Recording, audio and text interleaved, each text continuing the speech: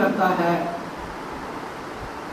कि अंतर यात्रा में भीतर उस सत्य को खोजने में जो भी चल पड़ेगा और चलते चलते उसके भीतर से जो जो भी प्रश्न उठ सकते हैं, जो जो संशय निर्माण हो सकते हैं, जो जो आक्षेप कर सकता है, वो उसने किए और उसका जवाब श्री कृष्ण तक के हुए जितने बुद्धमय पुरुष होंगे और आगे भी जो बुद्धमय पुरुष होंगे, वो जो भी जवाब देंगे, जो भी स्पष्टीकरण करेंगे, वो श्री कृष्ण के माध्यम से भगवत गीता ही होगी। गीता जो गाया गया है मर्म को, वो श्री कृष्ण ने गाया है, मगर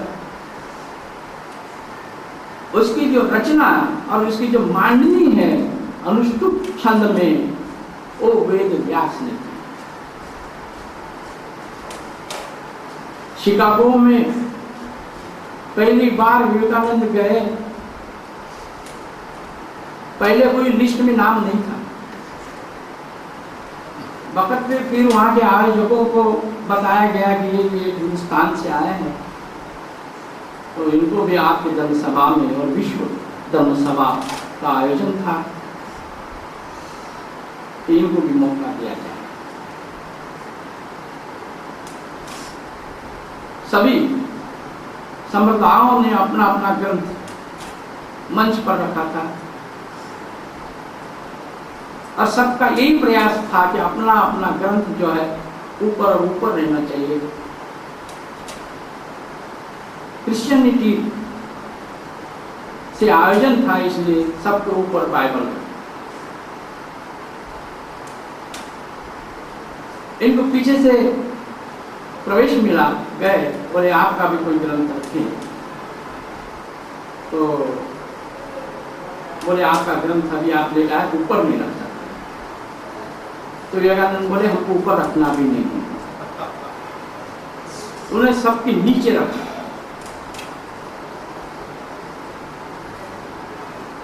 और जैसा ही प्रारंभ किया, यहां भी इतने ढेर सारे ग्रंथ दीवार जैसे खड़े हैं और इसके अंदर में जो जो भी मर्म बताए गए हैं, वो तमाम मर्म सबके नीचे जो श्रीमद् भगवद गीता भारत का एकमेव तत्व दर्शन गढ़ाने वाला ग्रंथ रखा है, उसके अंदर में एक ऊपर जो भी ग्रंथ है उनकी तमाम सिद्धांत उसके अंदर में रहे हुए जितने भी मानव दृष्टिकोण के हो, प्रकृति के दृष्टिकोण के हो या परमात्मा के दृष्टिकोण के हो, वो तो उसके अंदर में है ही, मगर जो इस श्रीमद् भगवद गीता के अंदर में है, वो इस खड़े रहे ये जो ग्रंथ है इसके अंदर में कहीं भी नहीं। श्रीमद् भगवद गीता के शास्त्र में सभी शास्त्र समाविष्ट हो जाते हैं, मगर श्रीमद् भगवद गीता के अंदर में जो एक अनूठी और मर्मभेदी जो रहस्य है, वो इन कोई ग्रंथ नहीं। इसीलिए मैंने भी इसी ग्रंथ को आज आपके सामने कुछ मर्म उसके खोल के बताने के लिए चुना है। इसलिए एक बार लाफिंग मेडिटेशन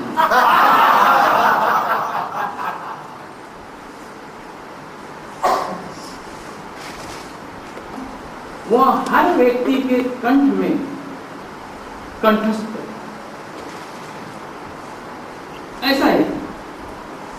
श्रीमद् भगवत गीता का अत्यंत महत्वपूर्ण मर्म, कि जिस मर्म को समझने से करने से नहीं, सब प्रकाश हो जाता है,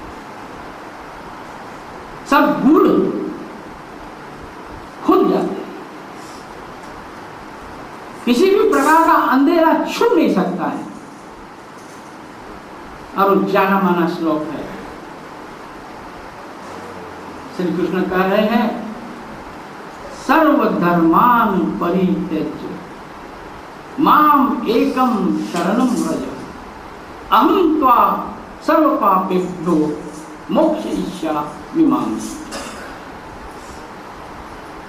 इस श्लोक का जो भाष्य है वो साधारणतः इसी प्रकार का है कि एक संप्रदाय का आचार्य जब इस श्लोक को बोलता है तो बोलता है कि मेरा जो ये संप्रदाय है इसी में ही तेरा कल्याण है, सर्वधर्मान परित्यज्य। बाकी के जो भी संप्रदाय है उसको छोड़ के तू मेरे संप्रदाय में आ जाएगा तो तेरे तमाम पापों को भस्म करके मोक्ष प्राप्ति तुझे करवा। और इसी प्रकार का वो दूसरा भी आचार्य बोलता है और ऐसा वाद विवाद चलता है। पर दूर से भी ये भाष्य का, ये स्पष्टीकरण का अर्थ इस श्लोक में इसमें वो कर रहे। पहली बात तो बाहर का कोई दर्शन, कोई संप्रदाय, कोई सिद्धांत की यहां बात नहीं। सर्वधर्मान, धर्म बोले थे यद धारयन्ति तद धर्म। आप तीन धर्मों के भीतर विराजमान हो, प्रतिष्ठित हो। एक शरीर के धर्म, शरीर के धर्म है क्षुधा, पिपासा, मल मूत्र, शीत उष्ण और भय निद्रा। ये शरीर के धर्म, शरीर के धर्म वो धारण ही किए। अब प्यास लगी तो प्यास मिटाने के लिए शुद्ध जल की आवश्यकता है। मगर कोई बोलता है कि मुझे तो फ्रिज के पानी के बगैर प्यास ही जाती नहीं, तो वो अधीन हो गया। सम्यक स्थिति में रहना है शरीर के धर्म के साथ। फिर इंद्रियों के धर्म, इंद्रियों का धर्म है रूप रस गंध। ये इंद्रियों के धर्म है, शब्द स्पर्श रूप रस गंध। जैसे ये आंख, आंख तो पुरुष और सुंदर नहीं दिखता है। जैसा चश्मा होता है, चश्मे के कांच को स्वयं को कुछ दिखता है या कुछ नहीं दिखता। मगर कांच, वो कांच अपन लगाते हैं, चश्मा लगाते हैं तो अपने को वो दिखता है। उसी प्रकार ये जो आंख है, इसके पीछे आपका जैसा दृष्टिकोण होगा, आपकी जैसी बुद्धि की क्षमता होगी, ऐसा आपको दिखेगा। वो दृश्य के वजह से आपको नहीं दिखेगा। जैसे दो, एक स्वस्थ दृष्टि का व्यक्ति और एक अस्वस्थ दृष्टि का व्यक्ति। एक गुलाब का पौधा देख रहा है, दो चार बड़े सुंदर तम उसके अंदर में फूल उगे हैं, और वो जब स्वस्थ बुद्धि का आदमी देखता है तो वो बोलता है कि आहा, क्या प्रकृति की लीला है कि जहां कांटे और कांटे की ही संभावना है, ऐसे जगह पर भी क्या सुंदर फूल है कि जिसको देखने से सुंदरता की तृप्ति हो गई। एक अस्वस्थ बुद्धि का व्यक्ति है, वो उसी पौधे प्रतिकूलता एहसास नहीं होती है, प्रतिकूलता होती है, उस वक्त में नहीं चाहिए, नहीं चाहिए। यह चाहिए चाहिए बोलने से भी मन ही बलवान होता है, और नहीं चाहिए बोलने से भी मन ही बलवान होता है। और वो अपन ही उसके निर्माण है। इसलिए सदगुरु बोलता है कि अभी वो मन में जो जो भी बीज बोए हैं उसके अनुसार अंदर वो फूटते हैं, और जैसा ही उसके अंदर में फूटता है तो उसका जो रसायन है वो आपके शरीर में वाइब्रेशन के तौर पर, स्पंदन के तौर पर, तरंग के तौर पर तरंगित होता है। जैसा 5 मटके एक पर एक रखे हैं और उसको एक ही टोले में ऊपर के सभी मटकों को गिराना है, तो एक ही बात करनी पड़ती है कि नीचे के मटके को फोड़ दो, तमाम गिर जाएंगे। उसी प्रकार काम को कंट्रोल में लाए, अहंकार को कंट्रोल में लाए, लोभ को कंट्रोल में लाए, और लाते लाते आप ही कंट्रोल के आउट हो जाते, यानी पूरी दुनिया आउट हो गई। तो सदगुरु बोलता है कि इसको कंट्रोल में लाना नहीं, नियंत्रण में लाना नहीं, उसको केवल देखो। 12 अध्याय का 12वां श्लोक है, अनपेक्ष सुचिर दक्ष उदासीन गतव्यतः सर्वारंभ परित्यागी यो मत भक्त समे प्रिय। उस अस्तित्व को, उस भगवत्ता को कौन प्रिय लगता है कि जो स्वयं से विभक्त नहीं होता है। ये नहीं है मंदिर में जाने वाले और दाढ़ी और जटा बढ़ाने वाले और कोई ऐसा नीला ओम का और गायत्री का ऐसा पंचा लगाने वाले, ये भक्त नहीं। एक विक्षिप्त है, इनकी मानसिक जो है ट्रीटमेंट होनी चाहिए, मानसिक ट्रीटमेंट। अनपेक्ष जो भी आ रहा है आप बिल्कुल निरपेक्ष, ठीक, ये विचार आ रहे, ये विचार आ रहे हैं, इसके संबंधित आ रहे, उसके संबंधित आ रहे। सुचिर दक्ष, जैसे जैसे उसको देखेंगे आप, तो आपका जो सुचिरभूत स्वरूप है, आपका जो अविक्रू और अमूर्त स्वरूप है, उस स्वरूप में रहने की क्षमता आपके अंदर में निर्मित हो।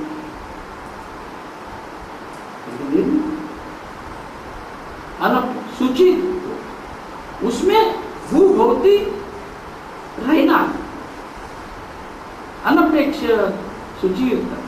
उदासीन गतव्य, उदासीन शब्द का अर्थ नाराजी नहीं है।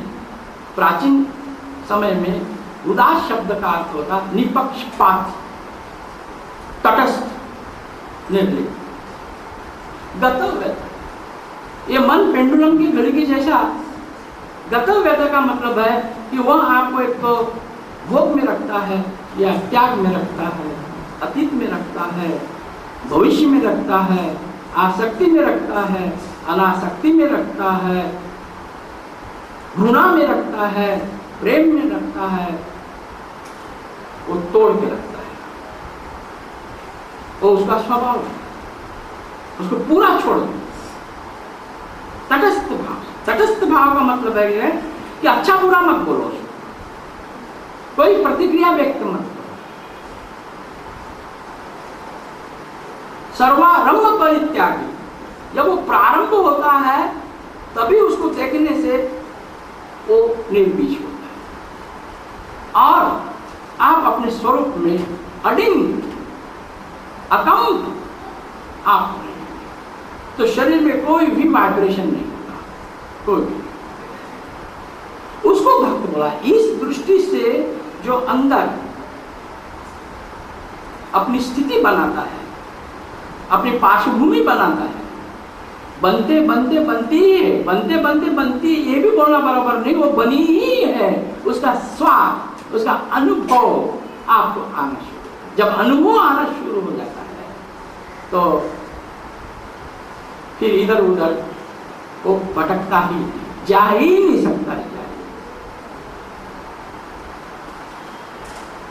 तो सर्वधर्मान परित्यज्य माम एकम शरणम व्रज। माम एकम, अर्जुन को बोल रहे हैं कि ये मर्म तेरे सामने बता रहा हूं, इस पृथ्वी पर जिंदा मेरे सिवाय कोई नहीं। उसी प्रकार मैं भी अपने स्वाभिमान से आपके सामने बोल सकता हूं कि इस वक्त में भारत में ही नहीं तो पूरे विश्व में इस मर्म को, इस अध्यात्म के गुण को स्पष्ट करने वाला शरीरधारी कोई भी व्यक्ति नहीं है। नहीं तो पहले तो क्या है कि ऐसी चर्चा होती थी, नहीं तो आपके होंगे तो हम किसके भी साथ चर्चा करने की तैयार है, शास्त्रार्थ करने को तैयार है, आ जाए। मगर शर्त एक ही रहेगी कि हम हार गए तो आपके लंगोटी धोएंगे। हाँ, मगर आप हार गए तो आपका ये जो पूरा जो डोलारा है, हजारों शिष्य, हजारों आश्रम, ये सबको अंगार लगानी पड़ेगी, अंगार। हाँ, अपने पास में ऐसा सब काम नहीं। छोड़ना अपने ख्याल में आता है, ये छोड़ो, वो छोड़ो, वो छोड़ो, ये त्याग किया, वो त्याग किया। अपन बोलते रहते हैं जैसे गौतम बुद्ध ने या महावीर ने साम्राज्य का त्याग किया, इतनी संपत्ति का त्याग किया, ऐसे उनके फॉलोअर्स बोलते थे, बिल्कुल सरासर छोटे। आपको लगता है कि इतनी संपत्ति का, इतने एक नन्हे से बेटे का, पत्नी का उन्होंने त्याग किया? त्याग बिल्कुल किया, त्याग हो सकता नहीं। जिसके अंदर में आपको सुख लगता है, जिसके अंदर में आपकी लाट टपकती है, उसके अंदर में, उसके आंतरिक बोध के द्वारा उसके अंदर में लपटे देखिए, उनको लपटे, इस बात को लपटे जो कि भस्म करते हैं। तो त्याग करना नहीं होता है, त्याग छूट जाना होता है। छूटना और छोड़ने में पूर्व पश्चिम अंतर है, छूट जाना।